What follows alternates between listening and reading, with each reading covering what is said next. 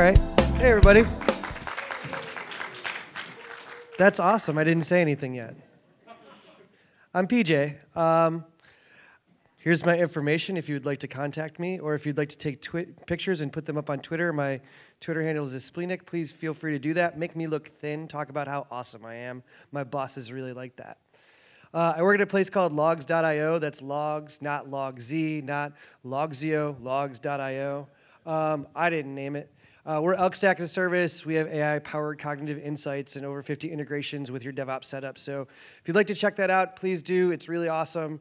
That's not what I'm here to talk about. First of all, let's talk about me, because that's what's important, right? So I hail from Buffalo, New York. Who here has been to Buffalo, New York? Right on. So I think they're trying to make Erie Day of Code like the most Rust Belt thing in the world. We had Matt from Cleveland.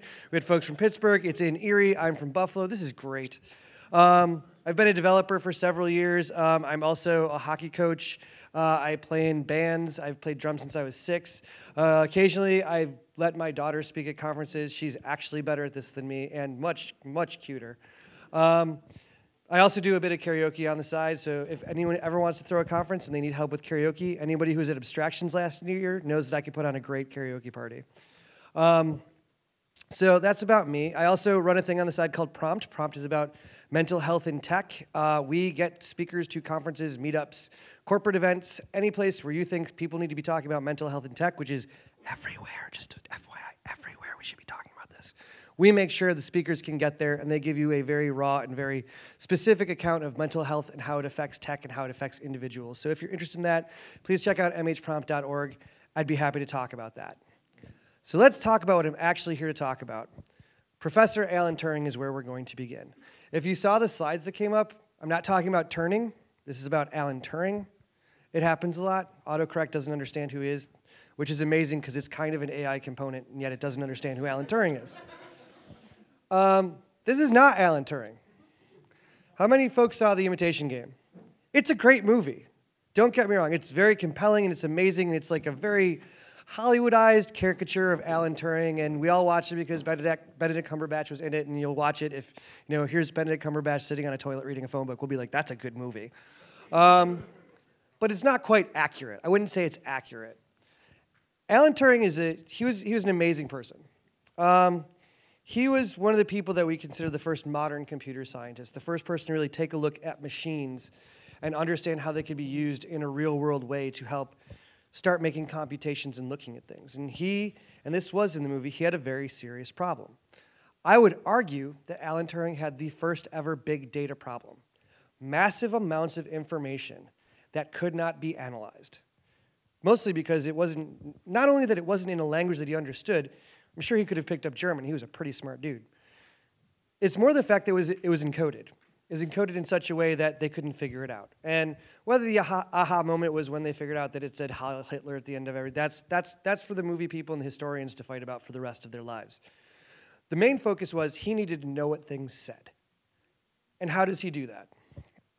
So he basically fathered, in a manner of speaking, the art of cryptography, taking one thing that doesn't make any sense and translating that into something that does make sense and is useful information.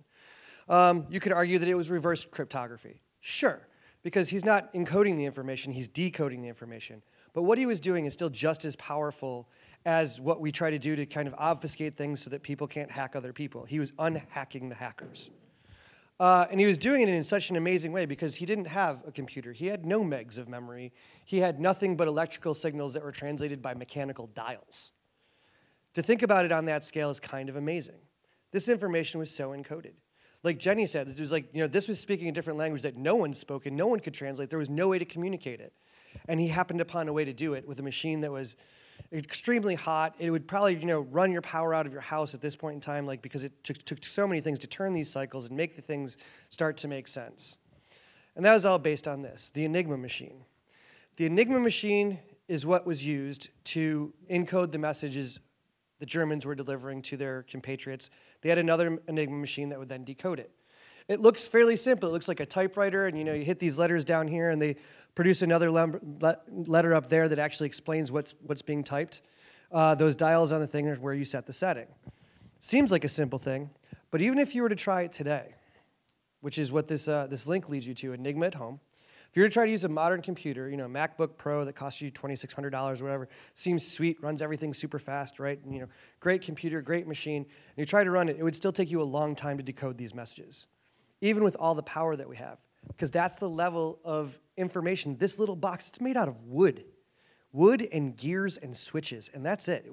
It was barely electrical, barely had lights on it, and yet we would still have difficulty doing these things today. So think about the massive problem that they had back in the 1940s. All of this data, tremendous numbers of messages going over telegraph. So they have to be translated first from the teletype, the actual Morse code that's being passed from place to place, to figure out what letters and numbers are being stated, hoping they get that part right, and then saying, okay, now that we have these scattered messages, we have to translate that as well, and we have to take it from German and put it into English so we understand what they're saying. That's the task they had at hand. That's the difficulty they were looking at. I do invite you to check out Enigma at home. It's a really cool website. It was obviously not built by designers. It was built by geeks. So it's not the greatest looking thing in the world, but there it is. So he moved on. He figured it out. He figured out how to put things together. And, the war ended, and we won. Go America. If it wasn't for us, they'd all have lost. But seriously, so the military technology was still there, but there wasn't really need for it. We didn't have this gigantic, global, super genocidal thing going on.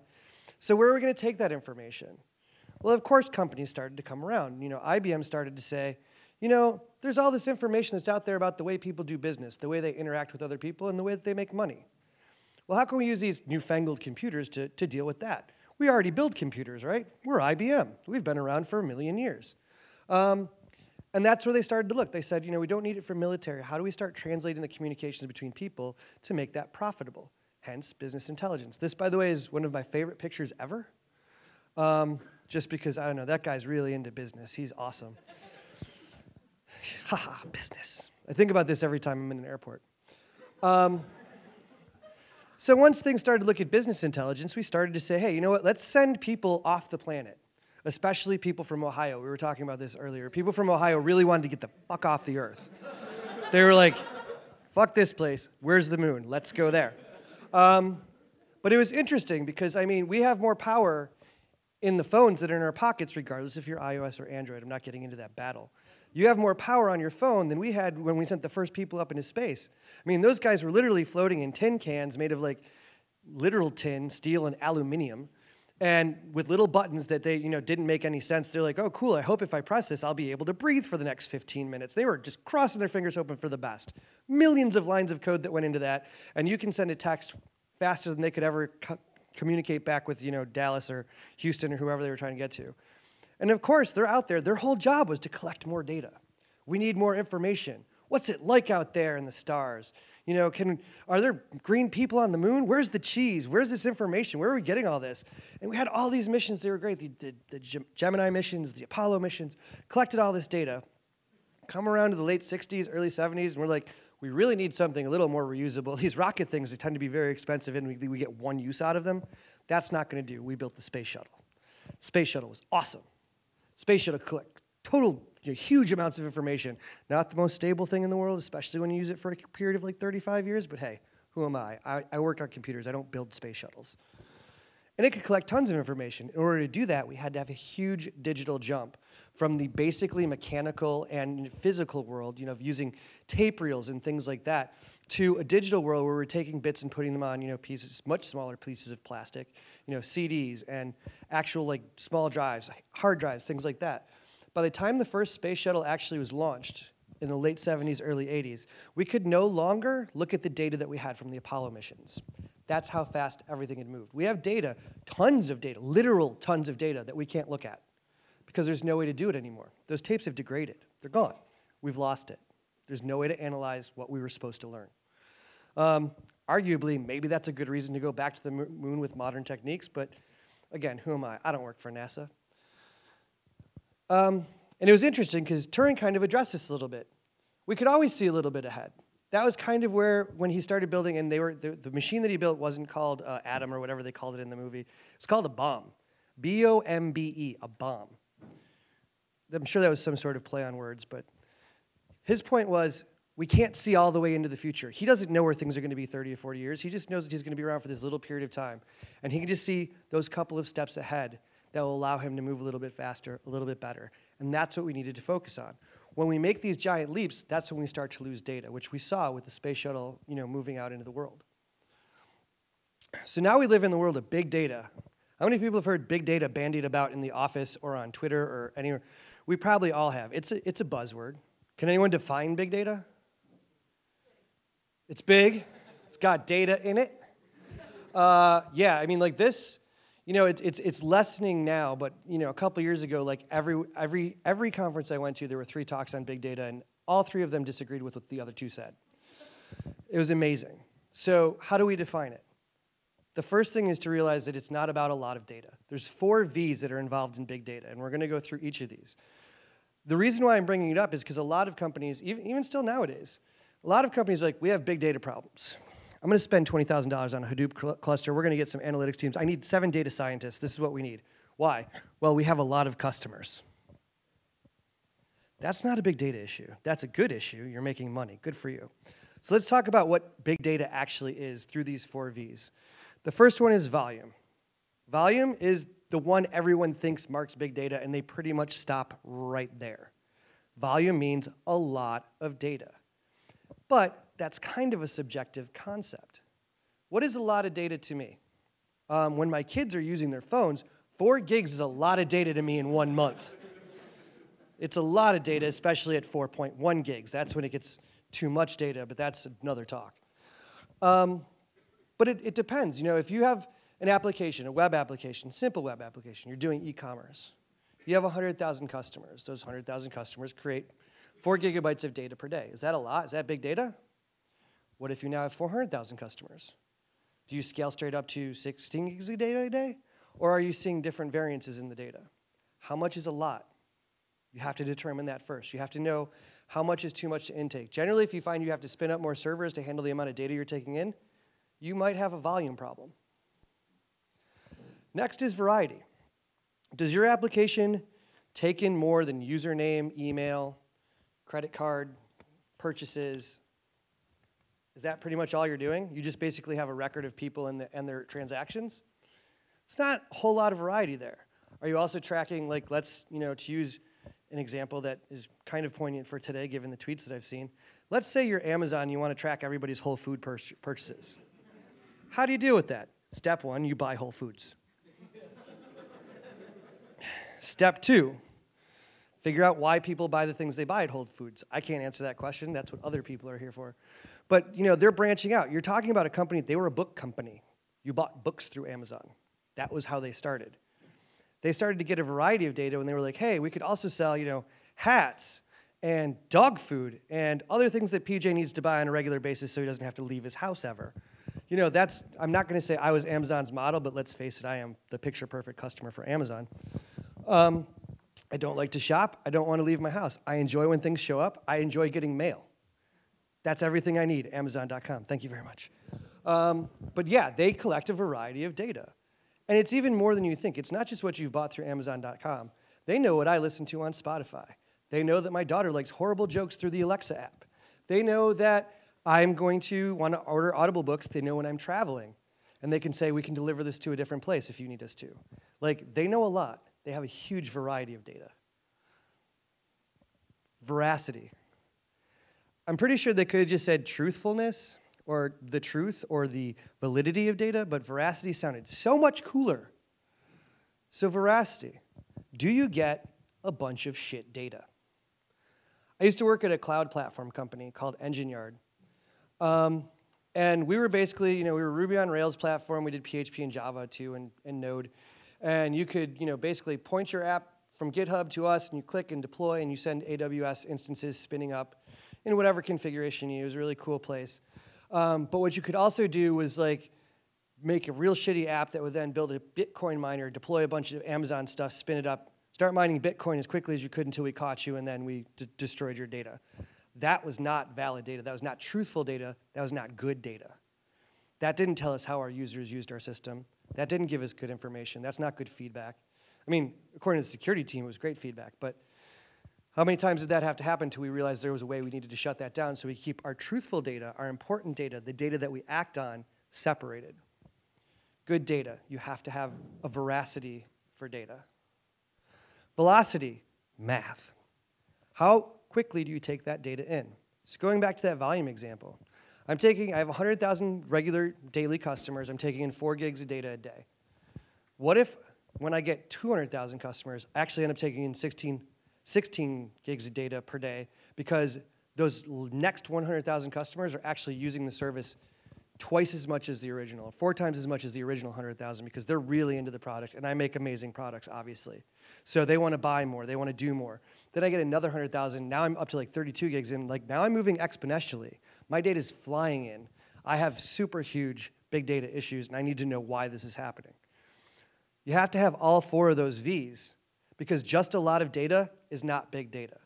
You might have an analytics issue, but you don't have a big data issue unless you can say, I identify each of these 4 things as an issue we need to be concerned about. So we also have to take into account a few things, with the technology that we have these days. Databases are pretty much the most common way that we deal with data currently. But we're kind of in an advent here. We're doing a lot of things with, with Redis, with MongoDB, with RethinkDB, or we were, but we're not anymore with Rethink. But, we're having, these key value stores, and it's not so much about, are we taking in straight up data that's plain text? Like, obviously not. Don't do that. And a DB isn't just a simple, straightforward, you type in form, I take in data. It doesn't work that way anymore. There's sharding, there's obfuscation, there's security, there's salting, there's all these things that go into building the data that you take in that's going to make it much more difficult, especially for someone who's non-technical but needs that information. It's going to be more difficult for them to look at. It's going to be more difficult for us to look at. We have the benefit, for those of us that are developers, we're able to kind of take things and say, all right, I can separate this out. I can parse it. I can make it look good to me, good enough. I can SSH in as root and actually go into a database and work with it. You have that benefit. But when your CTO comes and says, how many people do we have that's using this feature today? You can go and query it and say, this is the information that I have. You can even do a count and give them a number. It's not exactly what they're looking for. They want more information than that. So you have to be able to use the modern database technology to give them info. Enter the coupling. Big data and analytics. I tried to do, so my kids are teenagers, so they like to do this shipping thing. Do you guys know about shipping? It's like when you take like one person's name who wants to date this other person, and you put them together so it sounds cute, but it never works out well. Like, like Brangelina. That was a thing, right? That's shipping. My kids only do it with like imaginary people, so they're like, Harry, Hermione. I'm like, Harry and Hermione never dated. I was pulling for them, but that's not what happened. She ended up with Ron. I don't know. People make bad decisions. That's not my fault. Fucking Weasleys. But yeah, like Danalytics or like Big Lytics. Like I felt like I was making up like the shittiest big data rap act in the history of time. And I mean, we're already at Erie DOC. For those of you who listen to rap in the 90s, that'll be funny. For the rest of you, I'm sorry that I made that joke. But yeah, so big data and analytics go hand in hand like Ron and Hermione, hands down. They are the couple that needs to happen. We have modern analytics, which is awesome. I mean, when we think about Turing, like Turing had like, cool, we've got this handwritten thing that this person handed me. I put it on this thing, and then we did another handwriting thing. Then we handed it to the German translator. Now we've got something. That's analytics at its most basic manual labor kind of way. Now we have shit. We've got dashboards and things all over the place and cool graphs that we can show people, and it's awesome, and I know that. I work at a company that does this. It's really cool. We're so far from where we used to be, which was, even working at that platform company, working at an engine yard, I worked on support, and we would have to SSH in and look at everything manually. Then we would make a pretty picture or hand it to someone who could make a pretty picture and be like, this is what your data looks like. Uh-huh, that's totally what we did on the back end. So it's a lot easier than it used to be. But it's also about developing things as they move along. It's not like Turing woke up and said, and this was in the movie where it seemed like he said, no, I don't need all of you. I'm going to build this machine. Trust me. Because I've never done anything like this before, nor has anyone else. And I'm just going to build a thing, and it's totally going to work, guys. Don't sweat it. I got this. I'm Alan fucking Turing. No. He took baby steps. He wasn't looking to develop the most powerful analytics engine in the world at the time. He was looking to solve one single problem, and he did it incrementally. The movie kind of paints the picture that like everything happened and it was all eureka moments. Nothing is like, in 2 weeks, we solved the entire Second World War. Yay! Wasn't quite like that. He didn't have the benefit of anything like this. His cloud was different people doing those each manual products. You know, someone writing down the teletype, someone typing it in Enigma, someone translating it, someone writing it down to another sheet of paper and handing it to someone else. It took hours. We have the cloud. The cloud is awesome. It's one of the best, most friendly buzzwords I've ever had. The cloud, someone else's computer. TM. It's a joke that's never going to go away. It's kind of like serverless. You're going to start seeing those jokes a little more often. Serverless, someone else's server, so it's not yours. You're serverless. They're not. But yeah, it gives you the ability to actually process things a lot faster because you're taking advantage of not one machine. Turing had one machine. They were doing one message. They couldn't do a second message. Everything ended up queuing. You can actually get your data moving in lots of different directions all at the same time because we have the cloud. It's great. We also have open source. Who loves open source? I'm actually waiting for, I'm going to get a t-shirt that says open source fanatic. I'm super excited about it because like open source changed my life. I was a Microsoft developer for years using Visual Studio and I used to program in Visual Fox Pro. How many people know what that is? Yeah, I think that no one under 30 raised their hand. Like Visual Fox, what? Is that like where Mozilla came from? No. Visual Fox Pro was a horrible querying language that just took database queries, then dynamically created ASP pages that looked like horse shit. It was terrible and it was painful, but I did it. And then I learned about open source. I was always excited about it, but I could never do it professionally. And then we started doing Ruby, and I was like, hell yeah, this is the best. So it's the same thing with analytics. There's lots of cool stuff you can do. Elasticsearch, Logstash, and Kibana, or as they call it, the Elk Stack. Which is cool because then you can make a lot of deer jokes and stuff like that. It's awesome. Cassandra, Kafka, all these things are open source and they're great. You can use them yourself if you have the capacity. This requires that you have someone on staff who's willing to upgrade, keep track, find out what they're doing, make sure that everything's going right, and maintain it, upgrade whenever new upgrades come out, make sure nothing breaks, and deliver the nice dashboards that all those C-level sweet people want so they can look at the screen and say, clearly, we have enough CPU right now. I made that decision. It's weird, but they love that stuff. I've literally seen that happen. I made a decision to buy more servers. Good for you. Who told you to do that? Well, all the developers did, but that's not important. But there's all these great tools, and you could use them. There's also lots of great stuff that you can get off the shelf. Logs.io is a paid service. Graylog is a free service. There's AppDynamics. There's Splunk. There's all this cool stuff, and this makes it easier for those CTOs because they can just say, we're going to buy this thing, and someone else is going to do it for it, and then I don't have to give all y'all credit. But seriously, great dashboards, big analytics. Now you're seeing the use of how to solve the big data problem. Like, it's enough that you have the problem, but if you can't look at the data is actually worthless. Data that doesn't translate into information is just raw data. Raw data doesn't do us a whole lot of good. It has to be manipulated. It has to be massaged. You have to be able to read it. So you can now deploy things. You just deploy your app to the cloud. You get these great metrics. I remember taking this picture. I have no idea what it's supposed to be. But it's got y-axis and there's buckets. I think it's S3 buckets or ELB buckets. On the back end, are you using too much space? Is this a good time to decide to spin up more servers? Do I have a problem with getting tons and tons of customers from China for no apparent reason who aren't buying anything but are using up the service and burning through server space? What is it that's causing my ramp up? Why did I ramp down? All of this information in easy to look at, easy bits. It makes life easier for everyone who's on the team. And it's great, because when you have a big data problem, you can look at it. You don't have to wait all day for that German translator to come in and say, that means lunch. And that's where I'm going. And I'll be back in a couple hours, and we'll translate another one. It'll be fun. You can do it all at the snap of the fingers. It's all about the numbers. How much are you taking in? How much is being processed? How much is going out? What are you basing this on? What are you basing your movements on? How do you build your app so that it's better so that you don't have to worry about some of these things? How do you make these decisions? It's all based on numbers. For example, I'm a developer advocate. That's what I do for a living. I come to conferences and I speak. I guarantee that, not tomorrow because it's Saturday, but Monday I'll have a conversation that'll be, how many people did you meet at Erie Day of Code? How many were interested in our product? And I'll say, I didn't care, because that's not what I do. I'm here to talk about things that developers are interested in, not selling people things. You should have sent a salesperson. But that's the conversation. It's all about the number. Everything we all do. And Jenny touched on this. It's about the product. It's about the numbers. It's about how the numbers affect the product. Do they affect the users? Do we get more users if we do this? Do we get fewer users if we do this? How do we base these decisions? You have to look at the numbers. And that's all data is. It's just numbers. Cognitive insights. I know I put this slide in here for a reason, but I don't remember what it was. But it kind of gets back, I do remember.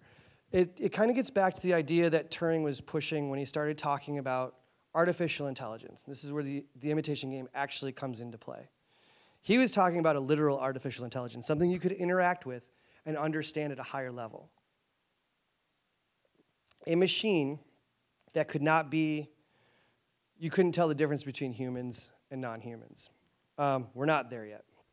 IBM would like you to think we are, with the Watson commercial that they've been putting out, that you can just interact. Amazon wants you to think they are. They think Alexa is just like human. Hell, Apple thinks Siri is like human. Apple, Siri can't get me from my house to the corner without fucking something up. We're close. We're not there. But we are at a level where we can use artificial intelligence to inform us about the data we're taking in. To go back to kind of the CPU, my CPU is spiking every time A, B, and C happens. You run it through a little algorithm that's an artificial intelligence algorithm, and it tells you, well, you see A, B, and C are all mitigated by these things that I'm identifying. If you fix these three things, you will no longer have problems with A, B, and C. Then, this being computer technology and the world at large, now you have problems with D, E, F. So that's a totally different thing that we can worry about that later. But AI is approaching a point where it can be informative, not just interactive. You can say, all right, I know I have these problems. Let's fix them. You fix them, new problems develop, and you're having a conversation back and forth. It's not quite at a human interaction level, but we're getting there. So it's a cycle. You bring in data. You process and analyze that data. You get information. You now have knowledge, arguably wisdom. And you can say, based on this information, I know that we need to trim down the way that this application works.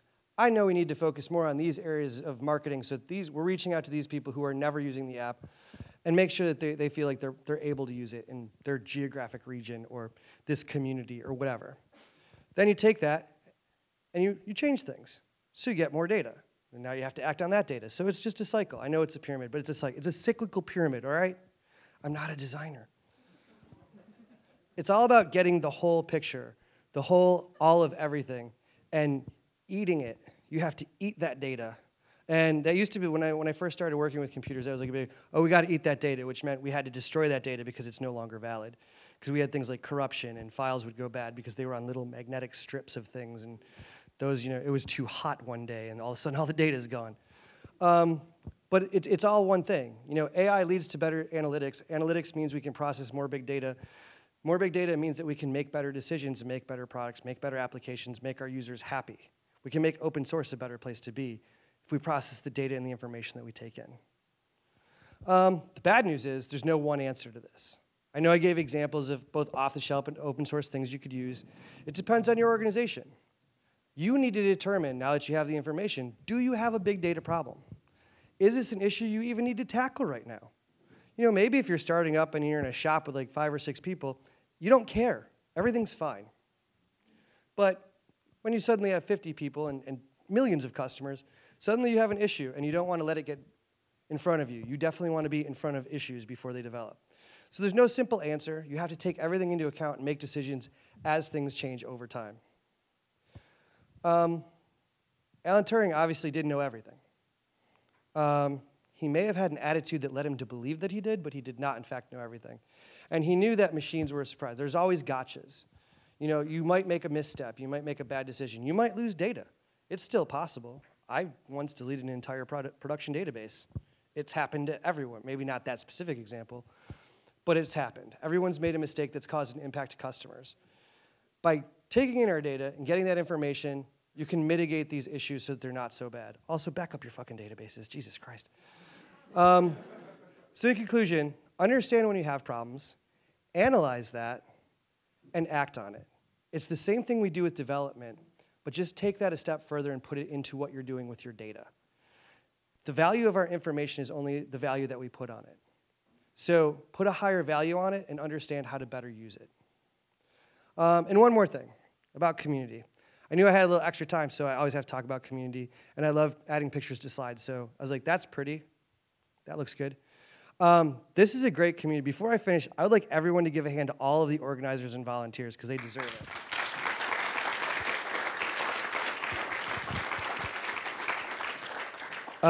As I said, I come from Buffalo, New York. Buffalo is pretty cool if you're into that sort of thing, which means snow and not ever winning a championship ever.